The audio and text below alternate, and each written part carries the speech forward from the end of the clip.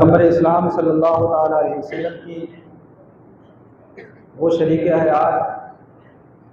کہ جنہوں نے اپنی زندگی کا وہ عظیم حصہ حضور پاک صلی اللہ تعالیٰ علیہ وسلم کی محبت میں قربان کر دیا کہ جب پیغمبر اسلام صلی اللہ تعالیٰ علیہ وسلم کی شان میں لوگ گستاخیاں کر رہے تھے، پیارے آقا صلی اللہ تعالیٰ علیہ وسلم کی نبوت کو جھٹلا رہے تھے، اس وقت حضرت خدیجہ رضی اللہ تعالیٰ عنہا نے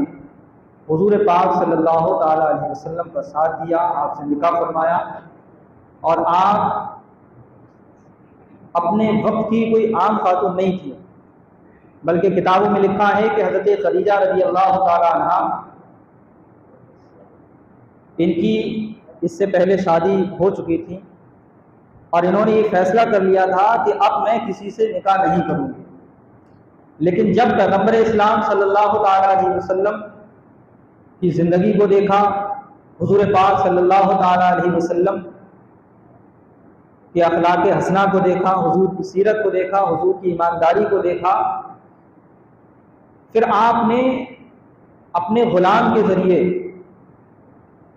نبی کریم صلی اللہ تعالیٰ علیہ وسلم کے پاس پیغام بھیجا کہ میں تجارت کا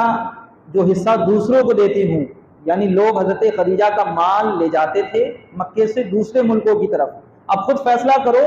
کہ حضرت خدیجہ کتنی مالدار ہوں گے کہ جن کا مال مکے سے دوسرے ملکوں میں جاتا ہو، لوگ اس کو خریدتے ہوں۔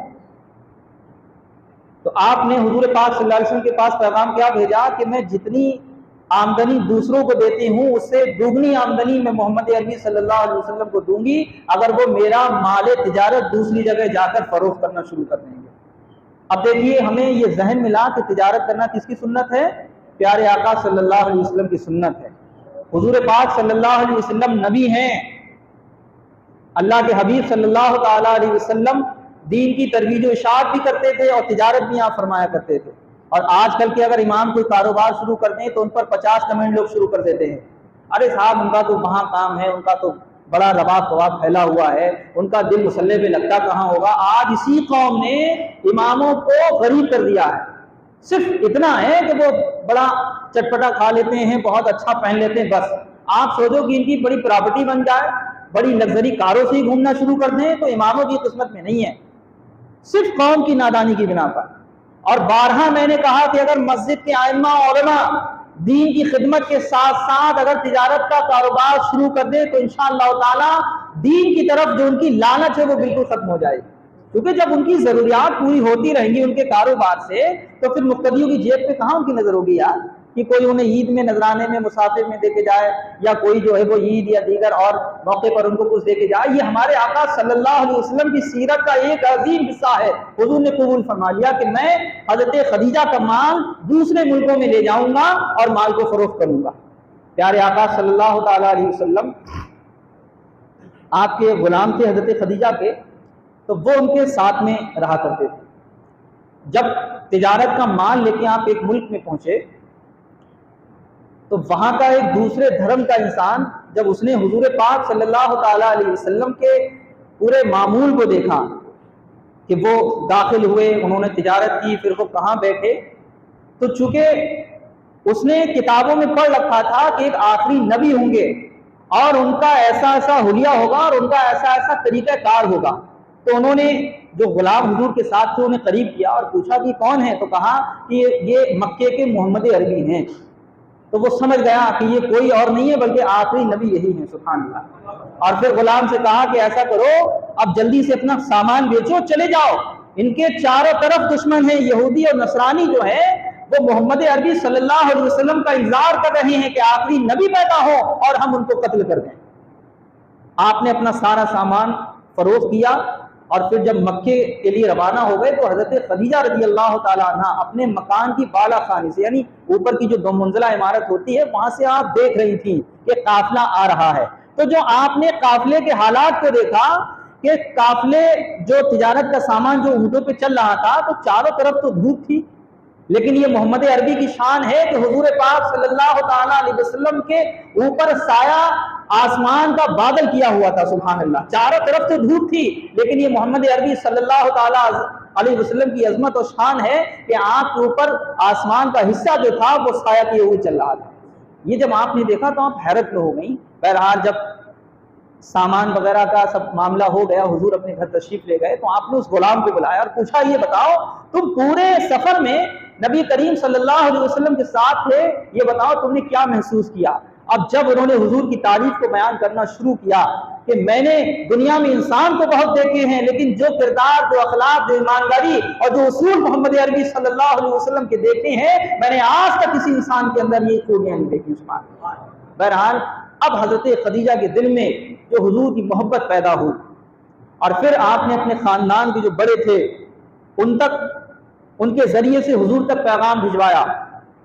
کہ خدیجہ جو ہیں وہ محمد عربی صلی اللہ علیہ وسلم سے نکاح کرنا چاہتی ہیں۔ پھر حضور پاک صلی اللہ علیہ وسلم نے اپنے چچاؤں سے یہ بات شیئر کی، تو سارے لوگ جو ہے وہ اس رشتے سے جو ہے خوش ہوئے، اور پھر دونوں طرف سے جو خاندان کے بڑے معزز لوگ تھے وہ آئے اور اپنے اپنے خطبہ پڑھے اور اپنے اپنے خاندان کی وضاحت کو جو ہے انہوں نے بیان کیا۔ بہرحال نکاح ہوا۔ نکاح کے بعد حضور پاک صلی اللہ تعالیٰ علیہ وسلم کی نبوت کی ہر جگہ آپ نے تائید فرمائی۔ مکے کے لوگ حضور کے ساتھ بدتمیزی کرتے تھے، ستایا کرتے تھے۔ حضرت خدیجہ رضی اللہ تعالیٰ عنہا نے اپنا سارا مال، چونکہ بے شمار آپ کے پاس دولت اور پیسہ تھا، آپ نے سب کچھ حضور پاک صلی اللہ علیہ وسلم کی محبت میں قربان کر دیا۔ حضرت عائشہ صدیقہ رضی اللہ تعالیٰ عنہ فرماتی ہیں کہ حضور اکثر حضرت خدیجہ کا ذکر کرتے تھے، اور ایک مرتبہ تو اتنا ذکر حضرت خدیجہ کا کیا کہ میں نے کہا کہ ہاں حضرت خدیجہ سے بہتر تو اب اللہ نے آپ کو مجھے بنا دیا ہے۔ یعنی حضرت عائشہ جو ہے، حضرت خدیجہ کے وصال کے بعد اور بھی حضور کی شادیاں ہوئیں، پھر حضرت عائشہ سے جب شادی ہوئی تو حضرت عائشہ کے سامنے اکثر حضور ذکر کرتے تھے حضرت خدیجہ کا، تو چونکہ عورتوں کی تو یہ عادت ہوتی ہے کہ دوسرے کی وہ تعریف نہیں سن پاتی، تو یہی حال حضرت خدیجہ، حضرت عائشہ کا ہوا، اور کہا یا رسول اللہ اب تو حضرت خدیجہ سے بہتر اللہ نے آپ کو بیوی دوسری دے دی ہے۔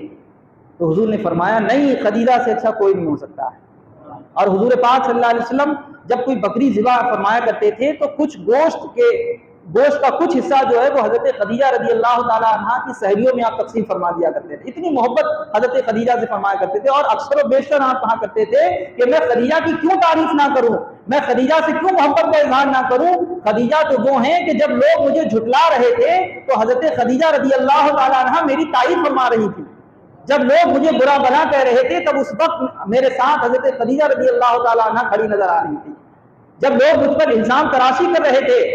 اور اس وقت حضرت خدیجہ رضی اللہ تعالیٰ عنہ نے اپنا سارا مال و متاع میری محبت میں قربان فرما دیا تھا۔ تو یہ حضرت خدیجہ رضی اللہ تعالیٰ عنہ ہیں، آپ کے بے شمار فضائل ہیں۔ اور دیکھیے حضور کی محبت کہ جب تک حضور کے ساتھ حضرت خدیجہ رہیں، یعنی آپ کے نکاح میں، تب تک حضور نے کوئی دوسرا نکاح نہیں فرمایا، اور آپ سے اولادیں ہوئی۔ اور آپ جب مکے سے آپ نے ہجرت فرمائی، اس سے کچھ سال پہلے حضرت خدیجہ رضی اللہ تعالیٰ عنہ کا وصال ہوا۔ مکہ معظمہ میں جو مشہور قبرستان ہے، وہیں پر حضور پاک صلی اللہ علیہ وسلم نے اپنے نفیس ہاتھوں سے حضرت خدیجہ رضی اللہ تعالیٰ عنہ کو قبر میں اتارا، اور چونکہ اس وقت نماز جنازہ کا حکم نافذ نہیں ہوا تھا تو آپ کی نماز جنازہ ادا نہیں کی تھی۔ اب بے شمار حضرت خدیجہ رضی اللہ تعالیٰ عنہ کے فضائل ہیں، اور ایسے فضائل کہ جن کے نکاح کا پیغام اللہ اپنے فرشتوں کے ذریعے حضور کی بارگاہ میں بھیجے، اس خدیجہ کی شان کتنی عرفہ والا ہو۔ اب ہمیں چاہیے کہ ہم یہ واقعات اپنی بیٹیوں کو سنائیں، اپنی شہزادیوں کو بتائیں کہ حضرت خدیجہ کون تھیں جو اپنے شوہر کی اطاعت و فرما برداری میں ہمیشہ لگی رہتی تھی۔ آج جو میاں بیوی میں جھگڑے ہو رہے ہیں اور طلاق پر جو معاملہ آ جاتا ہے، کہیں نہ کہیں ہماری بچیوں کی تعلیم و تربیت پر بہت بڑا غلط اثر پڑتا ہے، چونکہ آج کی مائیں جو ہیں اپنی بچیوں پر اپنے جو اسلاف جو ہمارے گزرے ہیں ان کی سیرت کے پہلو کو جو ہے اجاگر نہیں کرتی۔ اگر ہماری مائیں اپنی بیٹیوں کو بتائیں کہ بیٹا حضرت فاطمہ کون تھی، حضرت خدیجہ کون تھی، اسلام کی مقدس شہزادیوں کا معمول کیا تھا، اگر وہ چیزیں ہماری بچیوں کے اندر پیدا ہو جائیں تو ہماری بچیاں بھی الحمدللہ آنے والی زندگی جو ان کی ہوگی وہ اسلامک طور طریقے پہ گزاریں گی۔ اور میں ایک وضاحت کر دوں، ہماری مساجد میں رمضان شریف یا دیگر اور تقریبات ہوتی ہیں تو وہاں اکثر کیا ہوتا ہے کہ لاؤ جیسی تراویح ہوئی فاتحہ کی سامان رکھو، سلام پڑھ لو اور ایک دو نعت پڑھ لو اور فاتحہ پڑھ کے رخصت ہو جاؤ۔ یہ بتائیے آج کی تاریخ کس کی ہے؟ حضرت خدیجۃ الکبریٰ رضی اللہ تعالی عنہا کی۔ جو باتیں میں نے آپ کے سامنے عرض کی ہیں، آپ کے علم میں اس سے کچھ اضافہ ہوا یا نہیں ہوا؟ ہم نعت پڑھتے،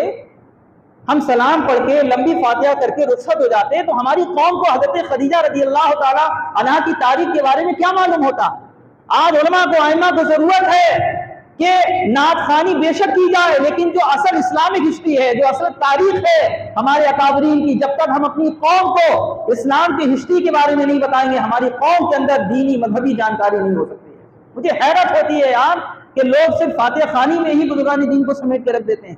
ان کی سیرت کے بارے میں کوئی معلومات نہیں ہوتی ہے، ان کے فضائل کے بارے میں ہمیں معلومات نہیں ہوتی۔ ہمیں چاہیے کہ ہم بزرگان دین کی جب جب محفل کریں، جب جب ان کی یاد میں محفل کا انعقاد کریں تو ہمیں چاہیے کہ نعت خوانی، منقبت خوانی کب کی جائے، پہلے بزرگان دین کی سیرت کے بارے میں ہمیں بتایا جائے۔ مولا تعالیٰ ہم سب کو بزرگان دین کے نقش قدم پر چلنے کی توفیق عطا فرمائے، اور ہماری شہزادیوں کو، ہماری بچیوں کو، ہمارے اس بستی کی تمام بچیوں کو حضرت خدیجہ رضی اللہ تعالیٰ عنہا کا صدقہ عطا فرمائے۔ السلام علیکم ورحمۃ اللہ وبرکاتہ۔ فاتحہ کے لیے آئے۔